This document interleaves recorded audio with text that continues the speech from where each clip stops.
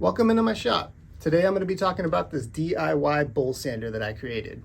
I've been making spoons and bowls for a while now. I wanted to create something that was relatively inexpensive and also reusable. So I'm going to take you through the process of how to build this, and I'm also going to offer up the files so that you can cut your own Velcro hook and loop sandpaper. All right, let's do it. I'll be using this scrap piece of alder, but you can use anything you have laying around. The diameter of the spindle is 1 3/4. So let's cut this piece of wood down to size.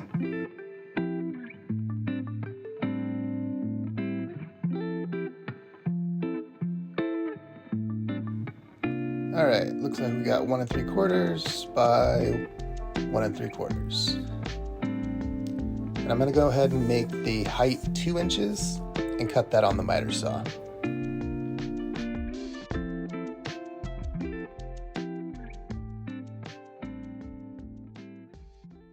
The next step of the process is going to be to find the center and also mark a circle.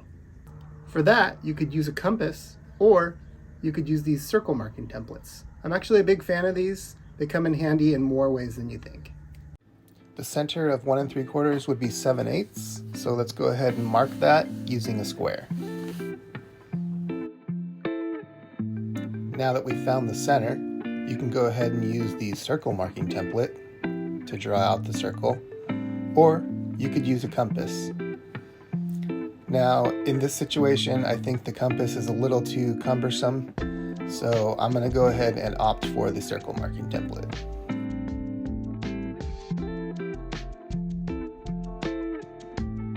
Don't worry if it's a little bit off. The circle is more of a guideline. We're going to be knocking down these corners on the belt sander and finishing it up on the drill press. This is everything you need to create the spindle. We've got our alder, which we cut down to 1 3/4 by 1 3/4. We have a 5/8 inch Forstner bit, which will be used to create the recess or pocket for the head of this bolt. A 1/4 inch drill bit, which will be used to drill the through hole in the spindle. A nut, 2 regular washers, and a tooth lock washer. This is a 1/4 20 by 4 inch bolt. It's definitely a little longer than it needs to be. You could get away with using a 3 inch bolt instead. Let's start out with the 5/8 inch Forstner bit and then check to see that we have the proper depth before proceeding with the 1/4 inch drill bit to do the thrill hole. Next up, we'll knock off these corners just to make it a little easier to turn on the drill press. We're also going to round the bottom. Here I'm creating a guideline 3/4 inch from the bottom. This will be to help me shape the piece on the belt sander. Assembling the spindle will help with the sanding process, and it'll also ensure that you don't round the wrong end of the spindle. The square neck on the bolt and the lock washer will help make a nice tight fit. I'm using an 80 grit belt here. It makes pretty quick work of this alder. As you can see, I just keep moving in this motion until we have somewhat of a round shape. It doesn't need to be absolutely perfect, it just needs to be kind of roughly in the shape that we need it, because we're going to end up chucking this into the drill press and finishing it up there.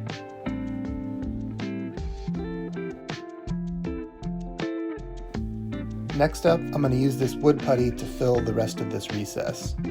You could use epoxy or whatever else you have laying around. Since this hole is somewhat deep, I'm going to fill about half of it, let that cure, and then come back and fill the rest in later. Now that the end of the spindle is cured, I'm going to go ahead and chuck it into the drill press, and we're going to sand it to finish. I'll start off with 80 grit and move up to 150. I like to use a sanding block at the start and then just freehand with the paper later on.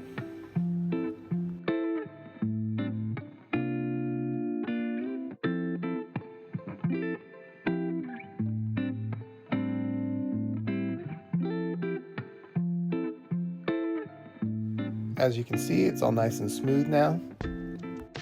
So we're ready to proceed to the next step. Alternatively, if you don't have a drill press, you could use a 1/4" flex shaft rotary tool, or you could try using your drill on the high speed setting. However, I have found drills to be a little bit underpowered for the sanding process. This is a 6" self-adhesive Velcro hook disc. You can find them online. Their true purpose is used to convert a disc belt sander combo from sticky vac to hook and loop.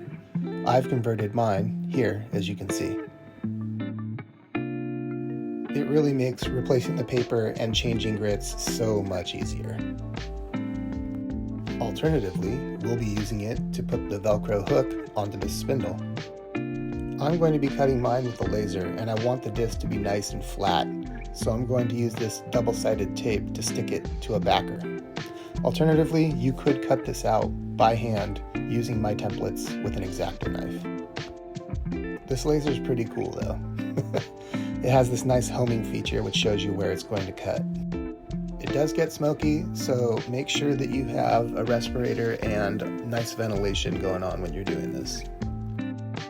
Once it's cut, just separate the two parts, but don't throw away the offcut, because we're going to use that as a sort of template or jig to hold our sandpaper when we cut it. Using the original adhesive back, just stick it to this board, and now you have a nice little template for your sandpaper.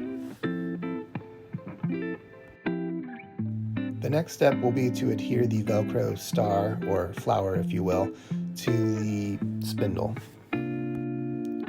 Try to line it up as best you can to the center, and then fold two of the petals opposite each other onto the spindle.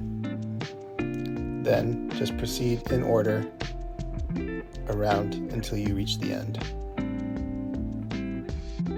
This adhesive is pretty strong, so I think it'll last a while, but just to be sure, I'm going to add a dab of super glue to the end of each petal, and then use this double-sided tape as a sort of strap clamp to keep them all in place while you use the activator. If you don't have activator, you could always just use a rubber band and let it set overnight. Moving on to the sandpaper, we're going to go ahead and cut out our design. Once again, this is similar to the previous process. We're just going to separate the two halves. And I think you can tell what's going to happen next. We're just going to go ahead and affix this sandpaper to the spindle.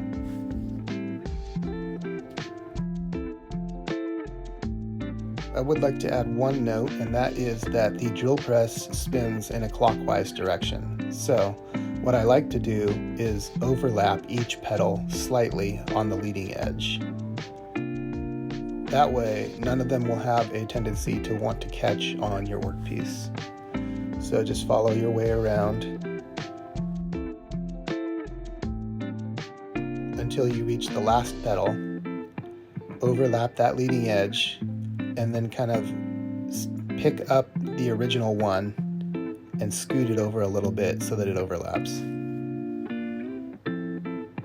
And you should be good to go. Well, there's only one thing left to do now. Let's throw it in the drill press and see if it works. I hope this video has helped you out, and if you like it, please comment, like, subscribe, and don't forget to check out the files that I'm going to link in my description.